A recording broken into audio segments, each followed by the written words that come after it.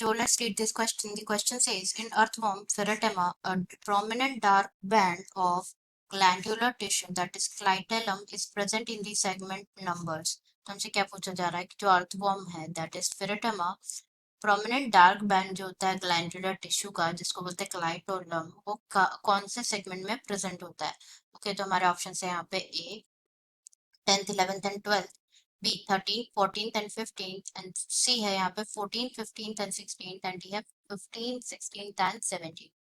Okay, अब अगर हम बात करें इस क्वेश्चन में की कॉन्सेप्ट की, तो जो की कॉन्सेप्ट इस क्वेश्चन में यूज किया गया है वो है morphology of earthworm. Morphology of earthworm. Okay, earthworm की अगर हम बात करें इस क्वेश्चन में, तो earthworm is the reddish brown terrestrial animal जो कि कहाँ पे रहता है? It lives in the outer layer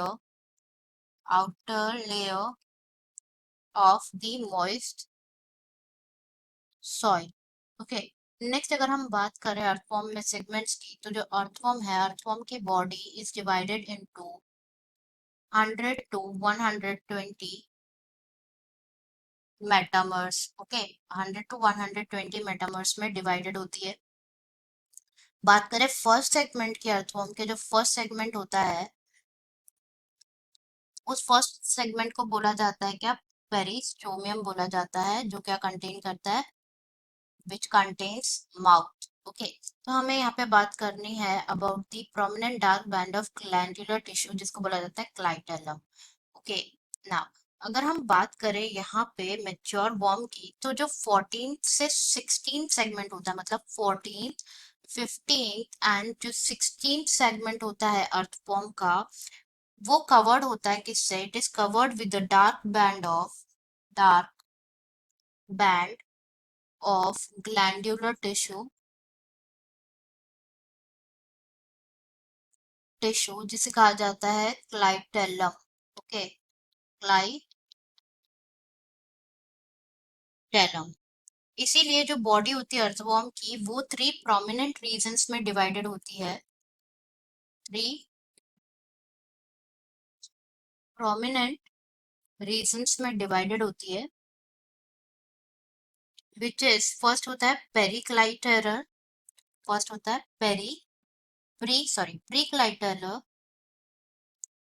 clitellar. Second होता है clitellar. Clitellar. And third region is post clitellar. Post clitellar.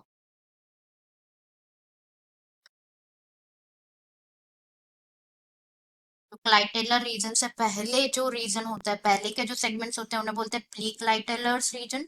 जो क्लाइटेलर जहाँ पे डार्क बैंड होता है ग्लैंडुलर टिश्यू का, लाइक क्लाइटेलम का, उसे बोला जाता है क्लाइटेलर रीजन।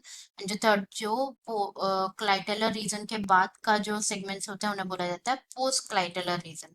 ओके, तो हम यहाँ पे रिमेनिंग ऑप्शंस की भी बात कर लेते हैं। फर्स्ट क्वेश्चन में गिवन है 10th 11th एंड 12th, ये ऑप्शन इनकरेक्ट है। रीजन है क्या?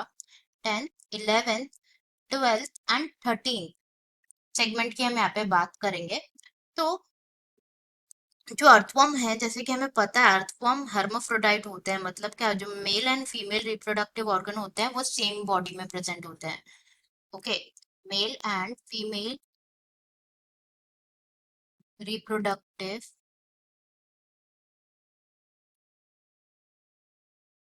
ऑर्गन जो होते हैं वो सेम बॉडी में प्रेजेंट होते हैं, इसीलिए इनको क्या कहा जाता है? बाइसेक्सुअल भी कहा जाता है। तो इनके पास 2 पेयर्स ऑफ टेस्टिस प्रेजेंट होते हैं। They have 2 pairs of testis. 2 pairs of testes in the 10th or 11th segment। 10th और 11th सेगमेंट में क्या प्रेजेंट होते हैं? 2 पेयर ऑफ टेस्टिस प्रेजेंट होते हैं। और in between 12th and 13th segment, 12th and 13th segment के बीच में पेयर ऑफ ओवरीज प्रेजेंट होते हैं। ओके,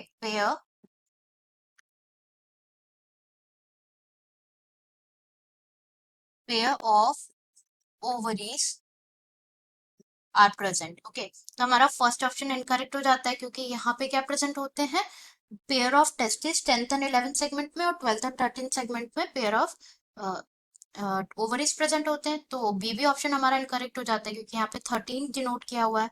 सी हमारा करेक्ट आंसर है, हमने डिस्कस किया 14, 15 और 16 में प्रेजेंट होते हैं। वाइल अगर हम बात करें 15, 16 एंड 17 सेगमेंट की, ओके, 15, 16 एंड 17 सेगमेंट की, तो 15th और 16th में तो प्रेजेंट होता है क्या, दिस क्लाइटेलर रीजन, एंड जो 17th सेगमेंट है वहां पे प्रेजेंट होती है pairs of accessory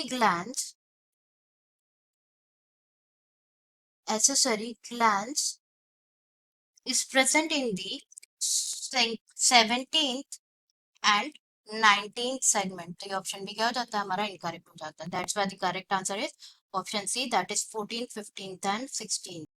correct answer is